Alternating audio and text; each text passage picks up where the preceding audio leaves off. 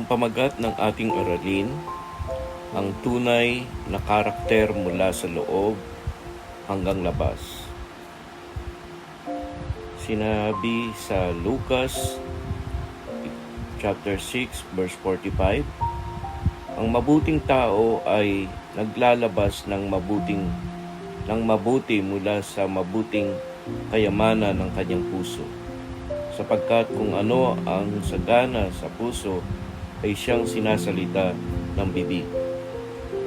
Ang tunay na karakter ay hindi basta panlabas na maskara na isinusuot natin kapag may nakatingin. Ito'y ang malalim at permanenteng pattern ng ating pag-iisip at pagkilos na nakaukit sa ating kaibuturan.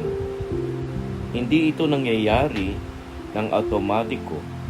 Kailangan natin itong sadyang pagtrabahuhan at piliing makipagpartner sa banal na spirito araw-araw. Kahit na sa simula ay napaka-awkward nito sa ating pakiramdam. Isang mabiyayang oras ng refleksyon sa ating lahat. May isang sikat na candy sa Inglaterra na tinatawag na Brighton Rock. Ang kakaiba sa candyng ito, ang pangalang Brighton ay hindi lang basta nakasulat o nakaprint sa ibabaw nito. Sa halip, ang salitang ito ay tumatagos sa pinakagitna at buong kabuuan ng candy. Kahit saan mo ito putulin, baliin o kagatin, palaging nandoon at mababasa pa rin ang salitang Brighton. Ganyan din ang nais ng Diyos para sa ating pagkatao. Ang tunay na karakter ay parang Brighton Rock. Ito ang pattern ng ating pag-iisip at pagkilos na nakaukit sa kaibuturan ng ating puso. Kaya kahit anong bahagi ng buhay natin ang putulin o subukin, iisang tao pa rin ang makikita sa atin, may nakatingin man o wala.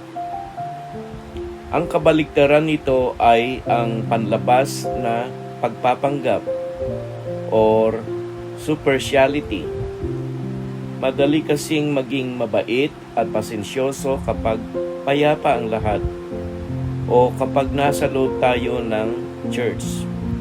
Pero kapag dumating ang matinding krisis o kapag pagod na tayo at mababa ang ating depensa, doon lumalabas ang totoo nating buhay.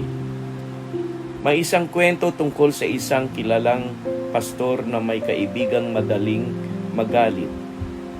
Isang araw sa isang pagtitipon, pinahawak niya ang kanyang kaibigan ang isang tray ng mga inumin na sadyang pinuno niya ng sagad.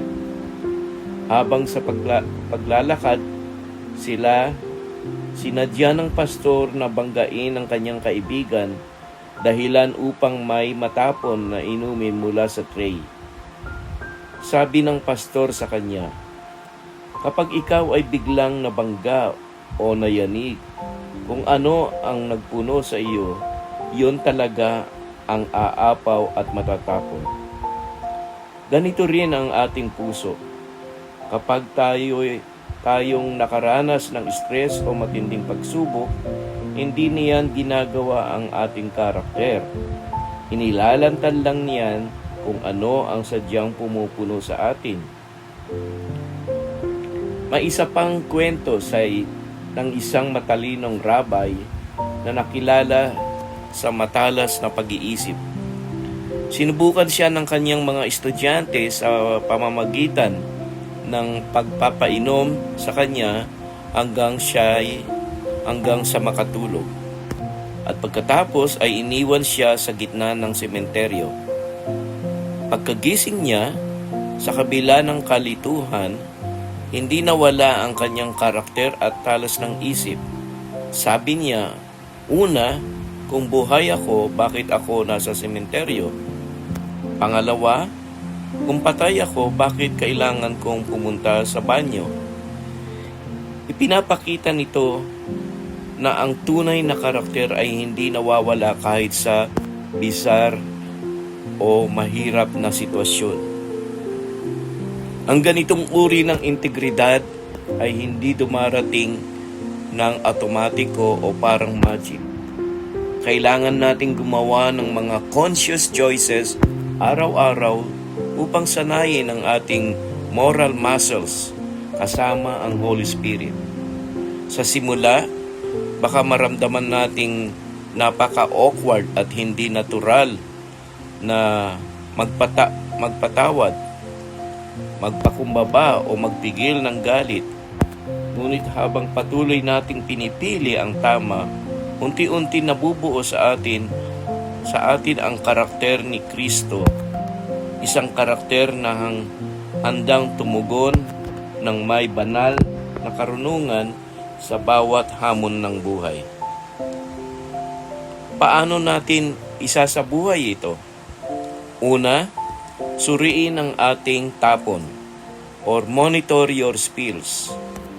Sa susunod na bigla kang mabump o may yumanig sa iyong emosyon ngayong araw, gaya ng mabigat ng trapiko, mabagal na internet, o isang hindi inaasahang masakit na salita, hinto ka sandali.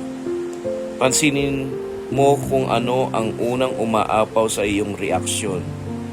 Galit o reklamo ba?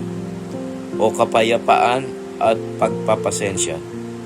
Doon mo malalaman kung ano talaga ang kasalukuyang pumupuno sa iyong puso. Pangalawa, huwag matakot sa awkward stage. Embrace the process.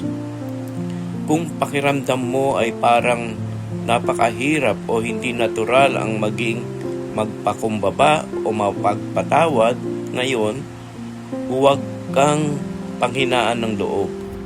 Normal lang na maging awkward sa simula dahil binabago pa ng Holy Spirit ang ating lumang gawi.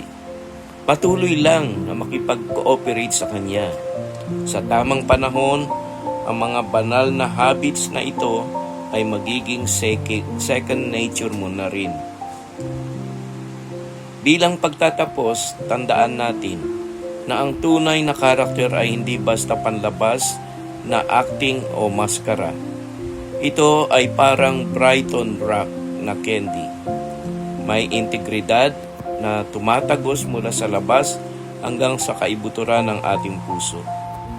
May nakatingin man o wala, kapag tayo ay niyanig ng mga biglaang krisis, stress o traffic, ang tumatapon at umaapaw sa ating reaksyon ay kung ano talaga ang matagal nang nakaimbak sa loob natin.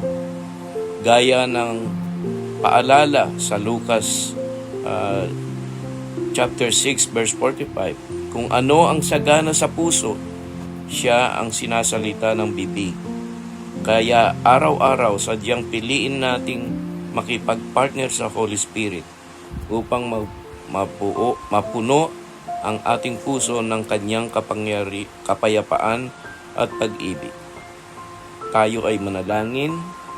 Our loving Father, patawarin mo po kami kapag galit, reklamo at bitterness ang umaapaw sa amin kapag kami ay biglang nababangga ng mga problema sa buhay.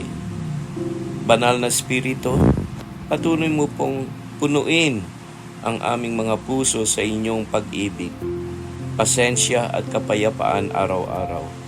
Hubugin mo po ang aming karakter mula sa panloob at panlabas upang kahit saan at kailanman kami putulin o subukin ng buhay, ang makikitang tatak sa amin ay ang imahe ni Kristo.